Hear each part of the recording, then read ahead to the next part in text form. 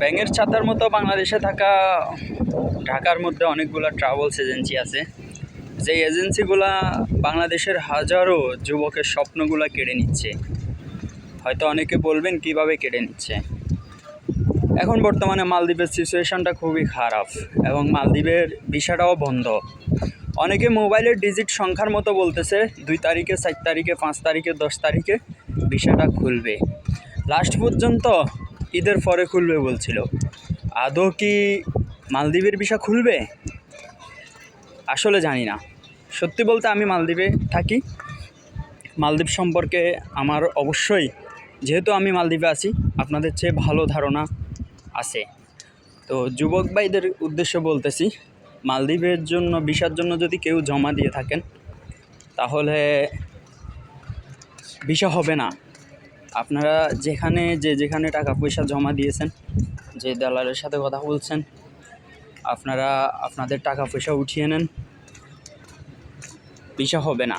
কারণ মালদ্বীপের গভর্নমেন্ট কারো বাবা লাগে না, আর কারো আত্মীয় স্বজন লাগে না, আর কারো বাবার দেশ না মালদ্বীপ যে বাংলাদেশি কারো কথা মতো মালদ্বীপের ভিসাটা খুলে দিবে।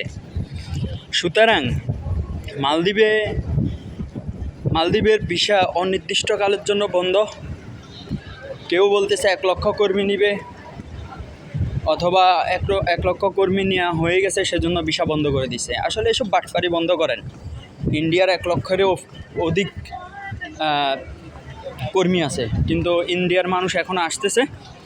সুতরাং এসব ভাওতাবাজি কথা বলবেন না। বাংলাদেশিদের জন্য ভিসা বন্ধ করে দিছে, এটাই শিওর। আর ভিসা কবে খুলবে, আদৌ কি খুলবে কি না সেটা জানা নেই।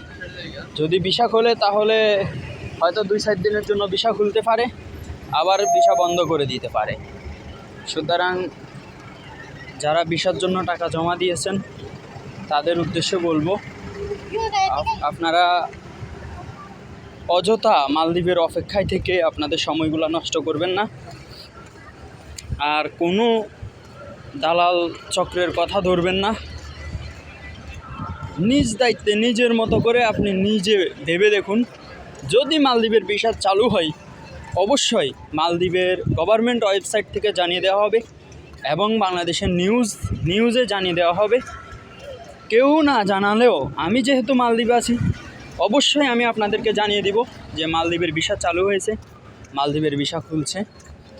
সেক্ষেত্রে একটু ধৈর্য ধরুন, একটু অপেক্ষা করুন। যতক্ষণ পর্যন্ত ভিসা চালু হচ্ছে না ততক্ষণ পর্যন্ত কারো সাথে টাকা পয়সা লেনদেন করা থেকে বিরত থাকবেন।